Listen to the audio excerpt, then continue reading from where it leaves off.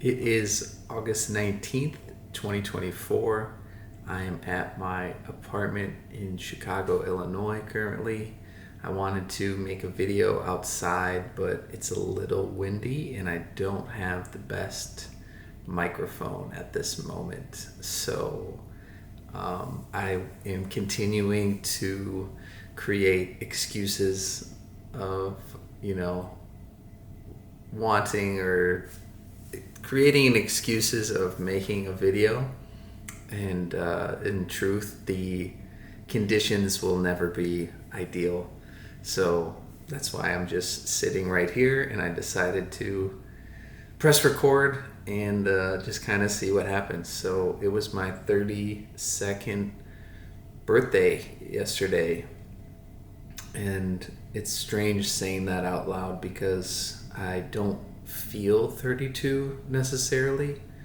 Perhaps that's equal parts combination of immaturity and equal parts of, continually being reminded that 32 is nothing but a number and it doesn't really mean anything at all. Actually, it's all about how you feel, I think, and how you conduct yourself and how you interact with people, and essentially just living that integrity that you've created for yourself. And having experienced the passing of family members at young ages, I think that's even more relevant and more truthful, because no matter how old they are, what we remember is how they how they were themselves, and how many lives they touched, whether that's in a short period of time or not. And time's an interesting concept in it of itself, simply because it's a man-made construct. There's only this now moment that's been continuously going on forever and will continue to go on forever, whether humans are here on Earth or not. And I'm constantly reminded of how important it is to take care of your body, because we only have one body, we only have one vessel, so it's important to make the most of it and do what we can with it. And it's exciting to, push those limits and push those edges to see where you can go with your body, and through strength training and conditioning and all the other things that exist. But at the same time, it is just a vessel.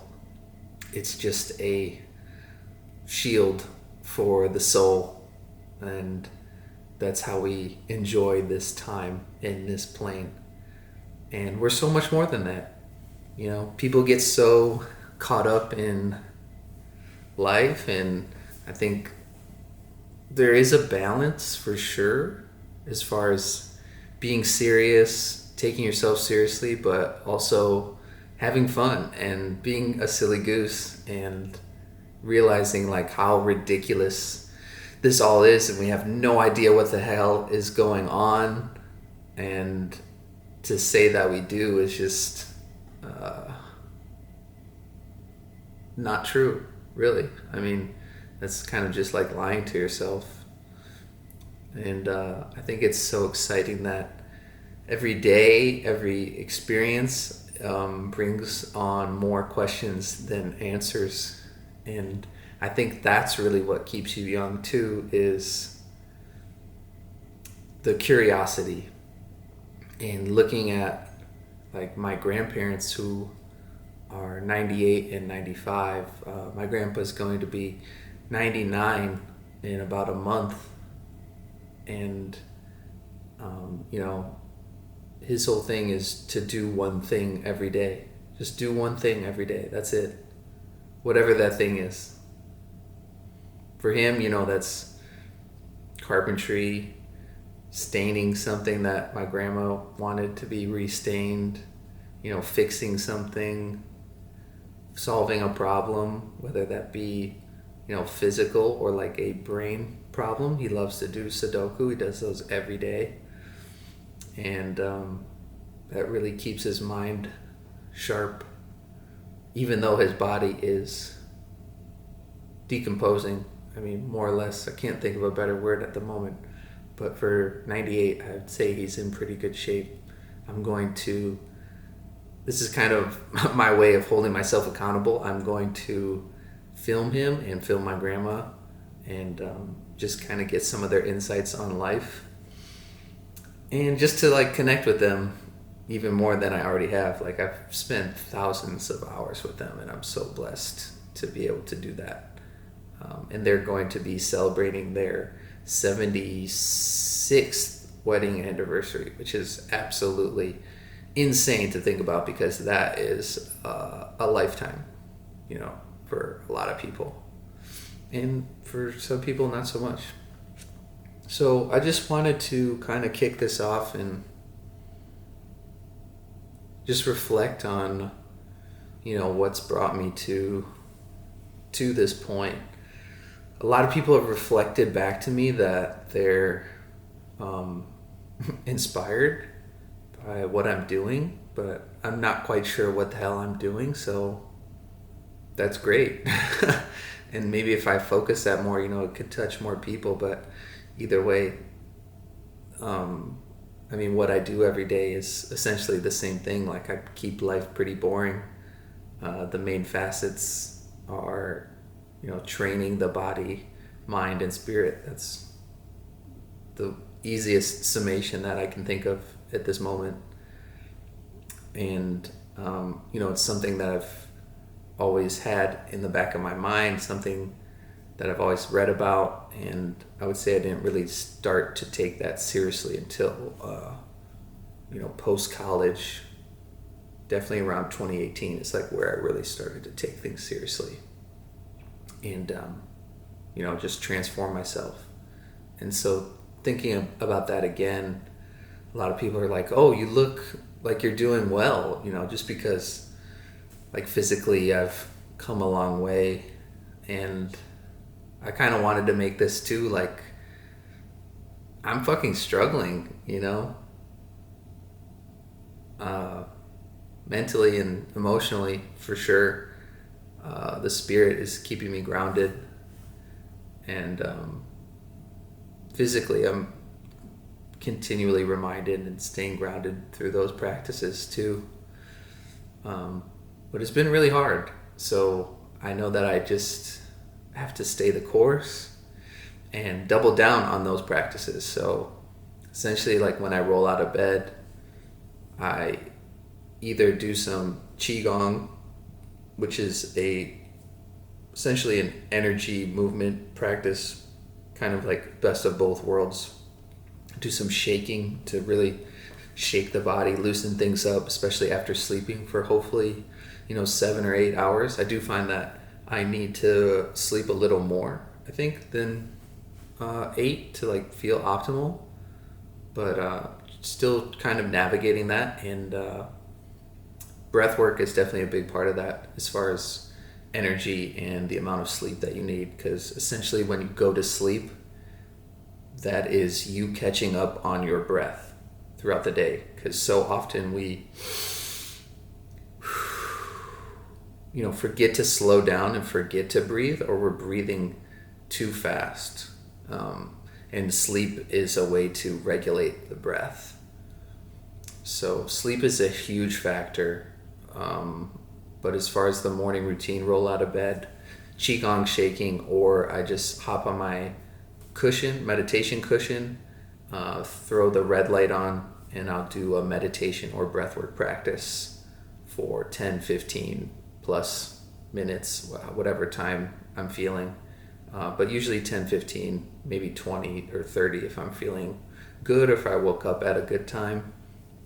There's time allotted to do so.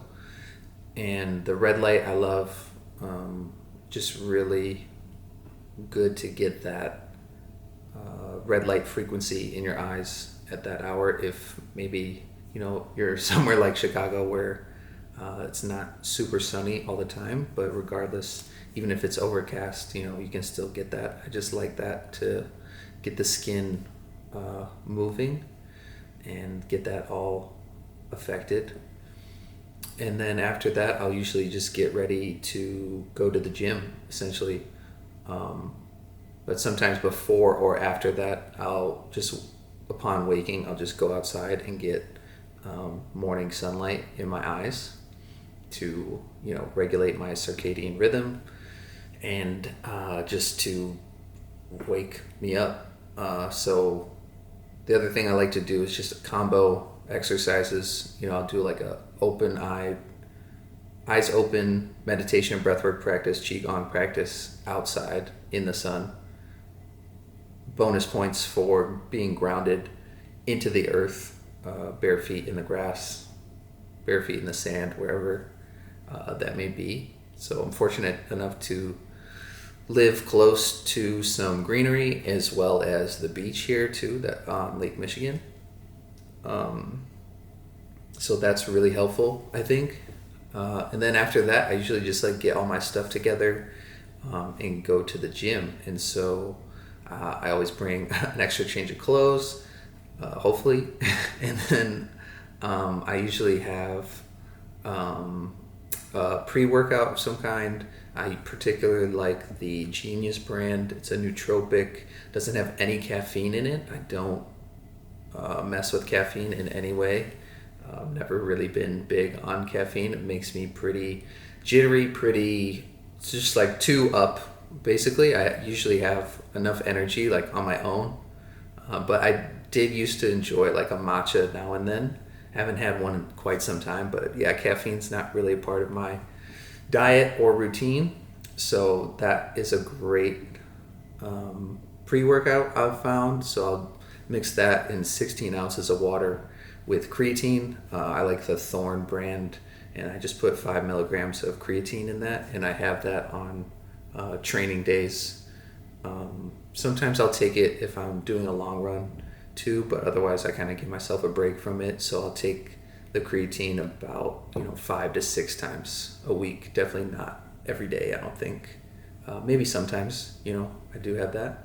So I'll have that drink, and then I also take a coconut water mixed with a scoop of protein powder on hard training days as an intra workout, to have during your workout, and to have some extra calories to burn while you're working out. I've found it really helps get you to that point of cranking out a few more reps, even when you don't necessarily feel like it, mentally, but physically it definitely boosts that ability. So I'll take those 2 drinks with me, and then I'll walk to the gym. It's 10 minutes away, and usually when I get to the gym the last month or so, or 3 weeks, I've been cold plunging prior to my training sessions for 5 minutes. So the gym I go to has a cold plunge. It's truthfully not that cold. Once you get used to it, you really build a tolerance to it. So it's cold enough. It's fine. I'd love it if it was colder, to where it'd be hard to spend 2 or 3 minutes in there and I'm struggling to get out. But it's fine. I'm grateful to, have that available for sure. But if we're talking ideal conditions, then I would want something colder. So I cold plunge, hop in the shower, wash off a lot of that chlorine. I try to not get my hair in there as best I can. And then I'll go to the gym floor and usually do a movement hygiene practice, which essentially is hygiene, like flossing or brushing your teeth. That's a practice that you do every day, regardless of training. As my coach, John Kempf, has told me. And I really think that's the best thing that you can do, as far as warming up. I see a lot of people, they go in the sauna and they're warming up, but then it's yeah, your body temperature is raising, but your muscles and joints and ligaments and bones and everything are not primed to do whatever exercises that you're doing for the day. So it's just funny, the parallels there. And so I do that for about a mobility practice, even for 15, 20 minutes, maybe even 30 if I'm really feeling it. And then I'll just jump into, and during that, I'll also drink the pre-workout drink with the creatine. And then afterwards, I'll jump into my training session, which lasts for about an hour. I do 2 circuits of 3 exercises each, 4 sets in each. First set is always a warm-up set, and then just kind of crank that out. And that usually takes about an hour, maybe a little more, depending on what's going on. And then I'll do a drop set or 2 at the end of that if I'm, feeling like I have more left in the tank, and if time allows as well. So then that will push the training session to about 75 minutes, probably like an hour 15, around there. And then afterwards, I'll do some sort of cool down session, whether that's like a few yoga poses or muscle specific movements, for 5 to 10 minutes. Always like to start and end with the breath and controlling the breath and down regulating the nervous system. Oftentimes I do work out with headphones on, with music on, just because I don't like the club. It's more so to drown out everything else around me. Like the gym, I would go to a commercial gym and they just bump, top 40 club music or whatever, top 40 pop music, club music, and I just don't want to hear that, and just to block out like other people around me and just really get in my zone. I'll either listen to, I love music, so any new like hip hop or rap or literally any other kind of music too that maybe dropped. That's why Fridays are fun. So a lot of new music that comes out. Or if I'm really feeling, like it's supposed to be a hard training week, a training session, I'll just put on like epic, classic, like epic orchestral music. And just like there's a ton of mixes on YouTube that are great for that. Or I'll just put on like David Goggins yelling in my ears for an hour or so, which is equally motivating. And then even if it's a lighter training session, maybe I'll listen to a podcast or something like that too. Or during too. It's just kind of a interesting dichotomy of, really focusing down and grounding down. So then I'll cool down for like 5-10 minutes, really try to down regulate the breath, and slow things down. And then I typically go in the sauna right afterwards. And that lasts anywhere from 10 to 20 minutes, usually nothing more than 25 minutes in the sauna. Hopefully the sauna is at 180 degrees. I would love it. Again, if it was even hotter, like 190, 200 would be great, and just really struggling to stay in there for like 10 minutes.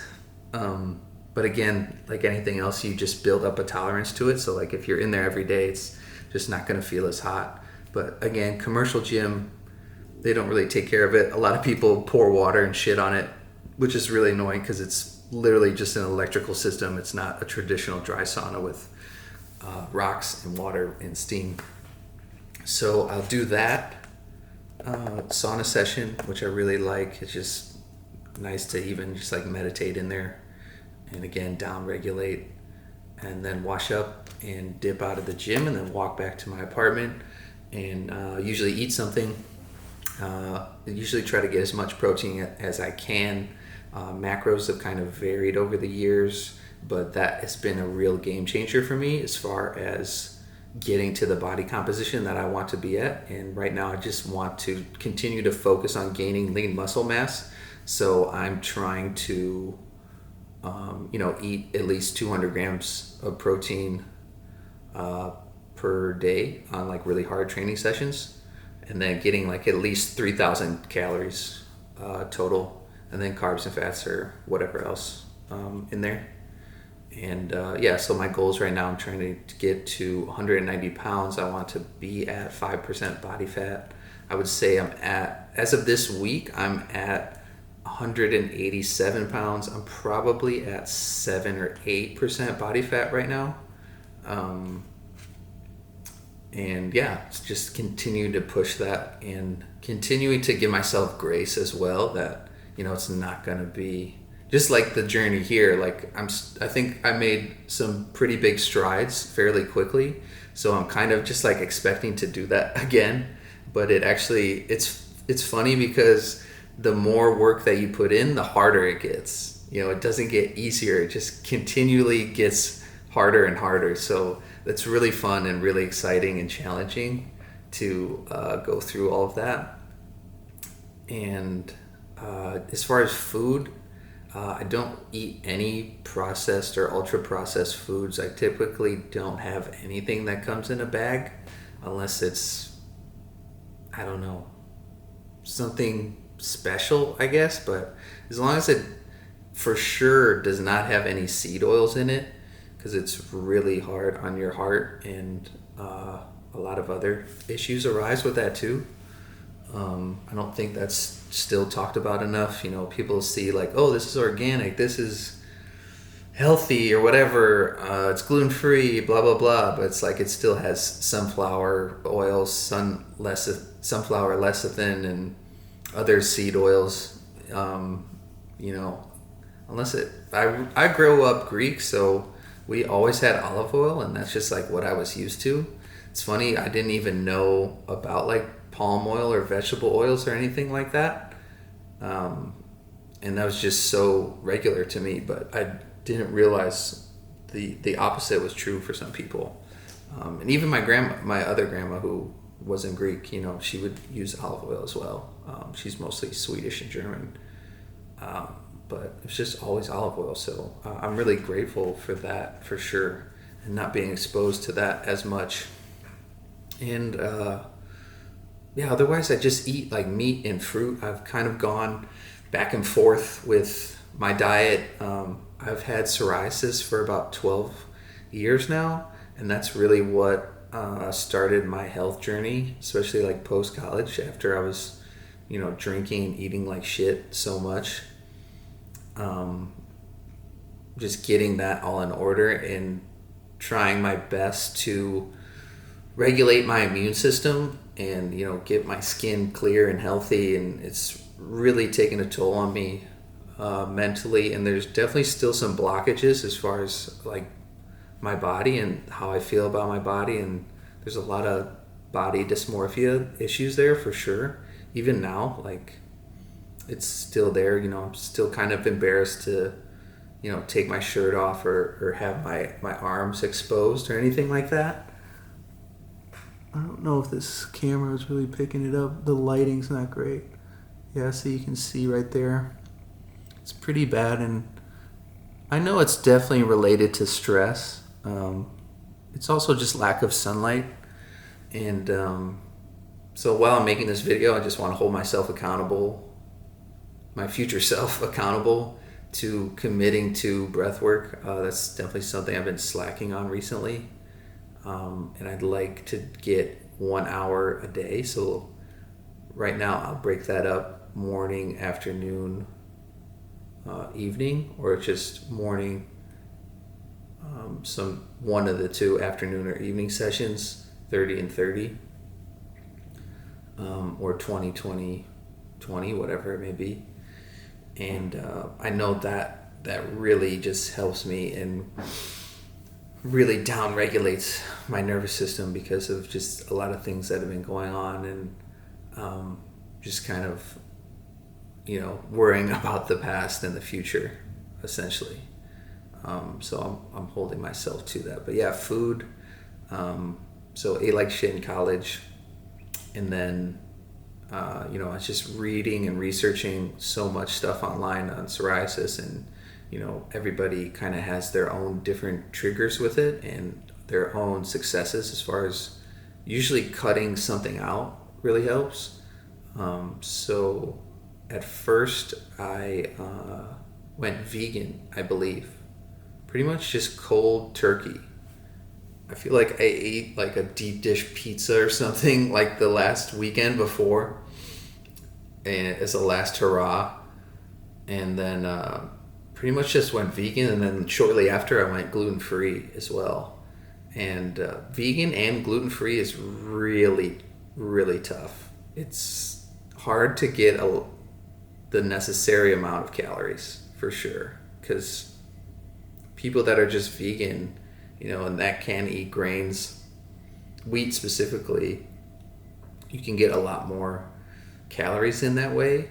I'm not going to get into everything that I think about that at this time, at this juncture, but everything works for everybody differently. For me, like, veganism was not the way, especially around that time.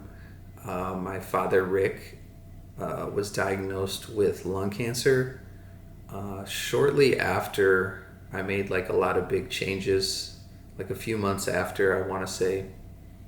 And he passed in 9.5 weeks from his diagnosis, and I wasn't eating like at all, really. I lost a ton of body mass, a ton of weight. I was probably down to I probably went from like 180 something to 150, I want to say. I wasn't weighing myself at all, before, because I wasn't working out, and I wasn't weighing myself during that either, because I wasn't like worried about my weight so much. But yeah, that was really a difficult time for all the reasons. But as far as just my nutrition was concerned, I wasn't training either. But I felt great in the beginning, probably just because, cut out processed foods, eating more fruits and vegetables, and was like really riding that high, but it just wasn't sustainable. I feel like I was vegan for over a year, I want to say. I don't know if I did it for 2 years. Either way, it was way too long. And there was something else I wanted to say. Oh, as far as like the fitness journey as well, thinking back, post college, I'm at home, living at home. I'm playing in a men's basketball league for fun. That was like pretty much the only physical activity I was doing outside of like walking outside, walking the dog. And I remember just like getting up and getting in the game, and I'm running down the court, and I just feel my gut bouncing up and down, up and down. I had never experienced that before. Thankfully, I've never had weight issues. I could just eat and eat whatever. Maybe it wasn't the best, whatever, health-wise, it wasn't. I know it wasn't, but I never had like weight issues. But from that moment on, I was just like, oh shit, something has to change. That's insane. I never want to feel my gut again, like ever again. That was a really pivotal moment, and big realization, like, oh wow, you can't just keep eating an entire frozen pizza every day on top of, dinner, breakfast, lunch, and dinner, and whatever other snacks, and, drinking copious amounts of alcohol and ingesting copious amounts of drugs, and just boom, boom, boom, boom, just decline, just checking off every box that you shouldn't be checking off. So that was a pretty big pivotal moment. And eventually I did incorporate white meat, like chicken and pork, back into my diet. I kind of have gone back and forth with red meat. But I think that for a while I was only eating chicken, pork, and fish.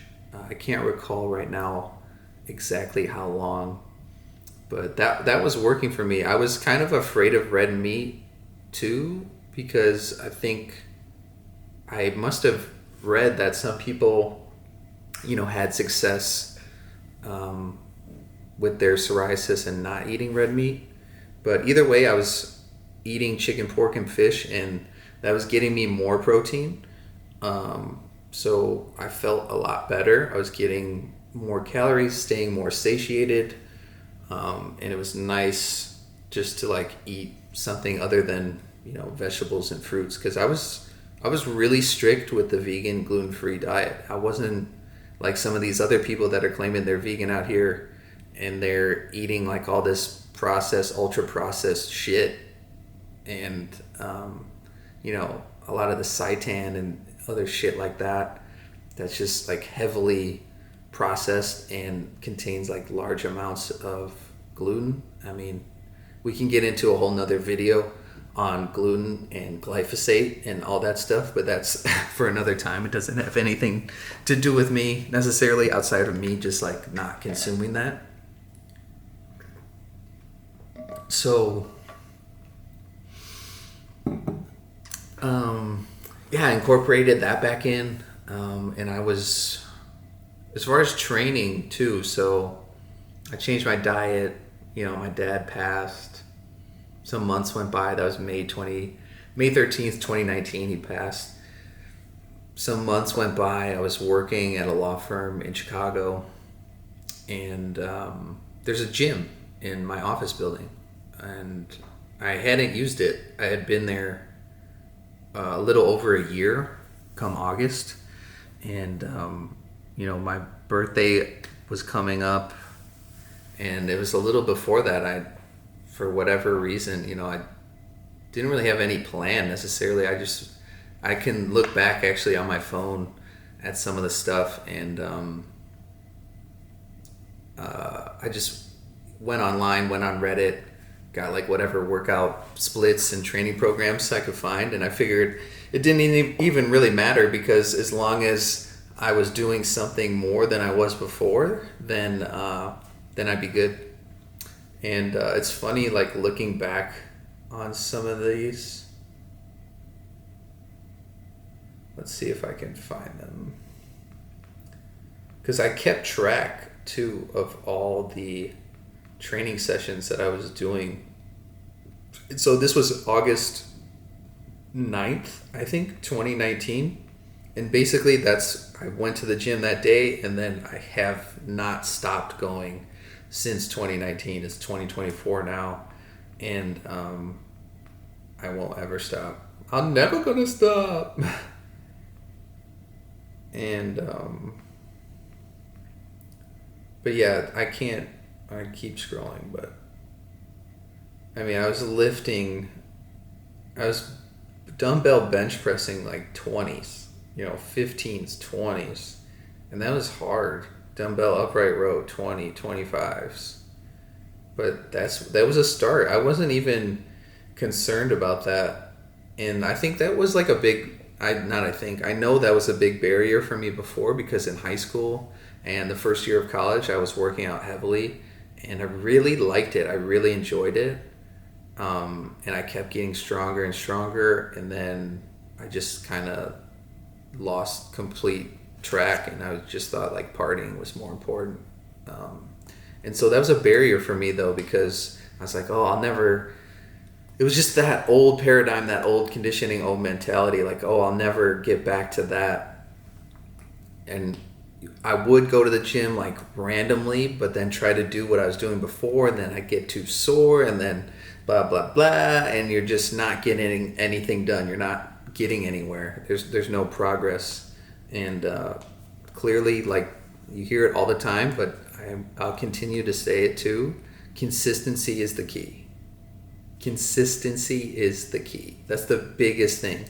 No matter what you do, if you do it consistently, it'll just work itself out eventually, as long as you are aware and like tweak it and track your data. But if you just show up, like, that's a big part of it. You hear that a lot too, but I mean, consistency and just staying positive is the biggest thing. So I mean, I wasn't even thinking about the numbers though. I was just like, I know in my mind that I have to go to the gym, not even to like get right physically, but more so to help me mentally. And that was a huge outlet for me, and dealing with the passing of my dad, and just navigating this new phase of life.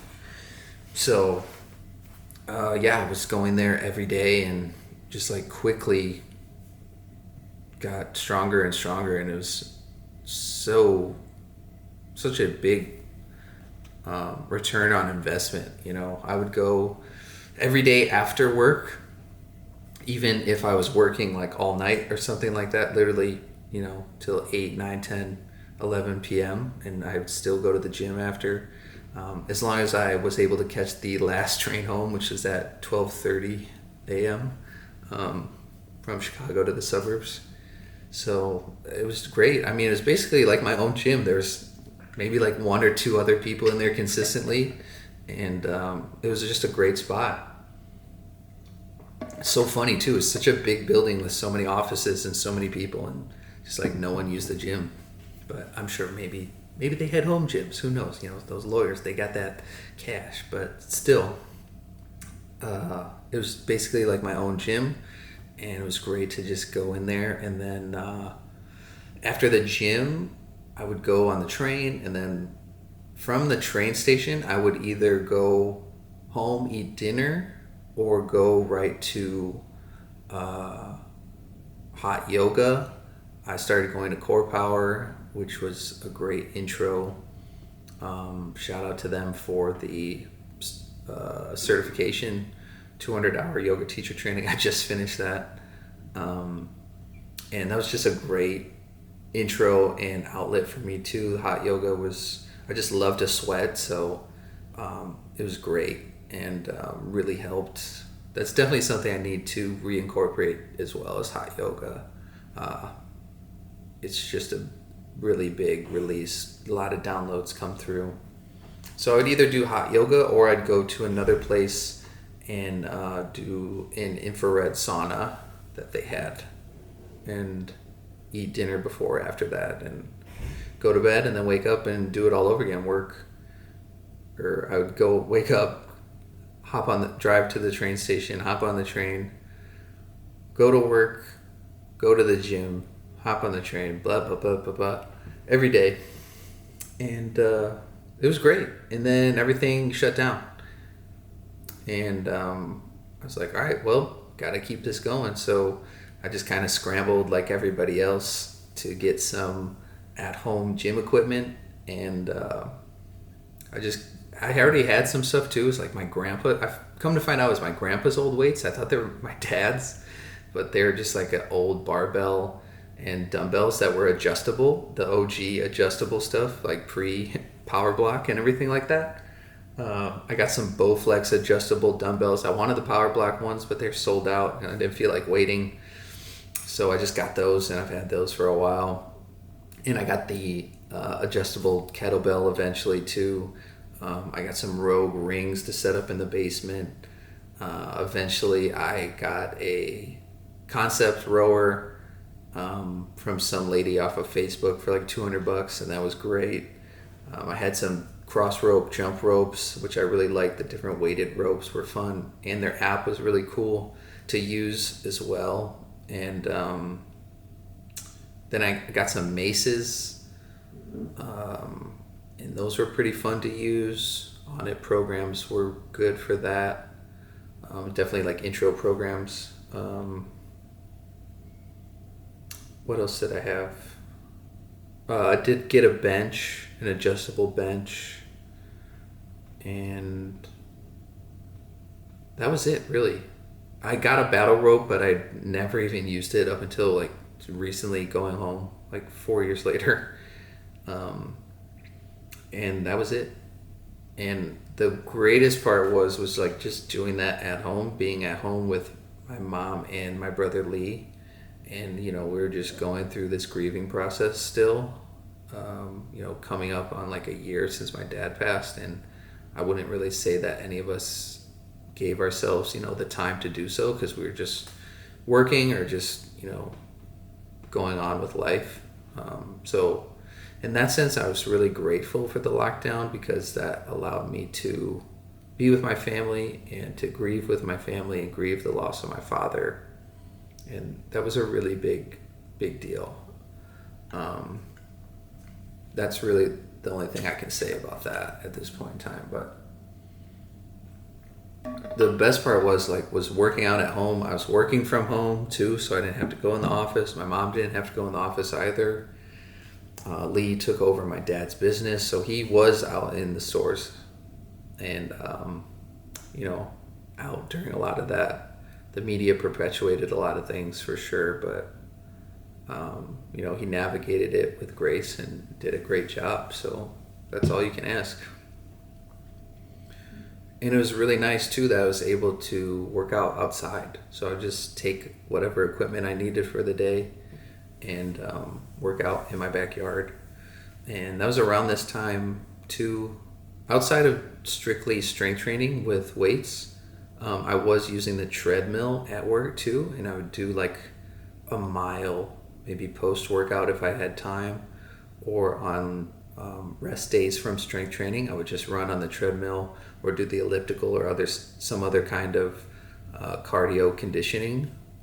And that's when I really got into running too, just running outside. I wouldn't really do like more than a mile at that time, but it was kind of fun to like work out and then run a mile, and then I was like trying to beat my mile time every time.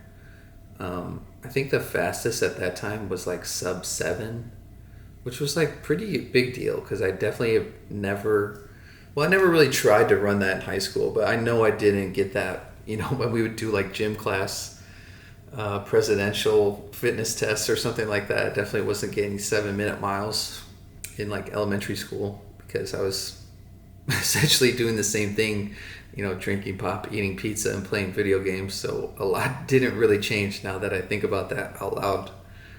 And so it was great to just like be at home, work out outside, getting sun, earthing, grounding, and working out and getting stronger.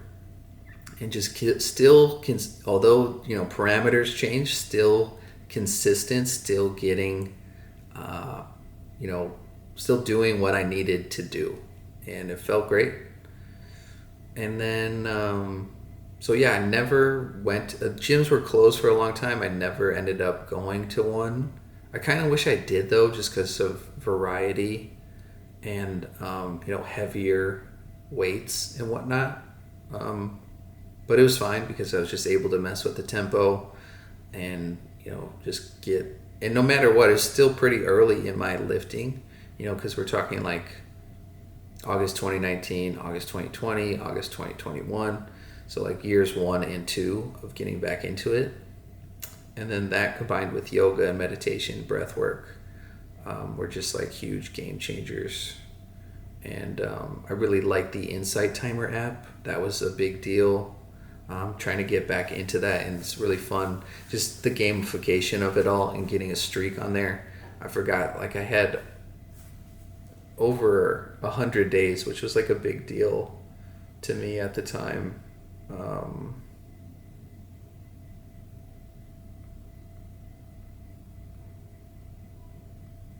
I was trying to see on the app like how many days consistently, but I couldn't find it, so it doesn't matter. But yeah, it was over 120 days or something like that, I want to say. And it's funny that I say that too, because that's definitely when I was like feeling the best. It was just that summer, like 2021 or something like that. And it felt great. I felt great. And so yeah, things opened up. I was still working out at home, still working from home. And then I moved out of my mom's house to this apartment in October 2022. And shortly after that, I went on like one of the greatest experiences of my life as well, with warrior retreats in Peru. First time, being out of the country, outside of like Cancun when I was like 10 or something like that, and South America too. So it's really exciting time. I think that will be part 2 of this video. I'm not even sure if I'm going to use any of this, but this was pretty cathartic, and I'll continue to use this as my living journal, I think, and try to do these digital video journals and maybe even just like read some of my journal entries if that makes sense, or reflect more on things. There's just so much more that I could say about each of those things, but I think this was like a fine kind of intro to the journey to where I am now. So yeah, we're gonna end it there. I'm gonna eat some dinner and catch you on the next one, hopefully. Peace.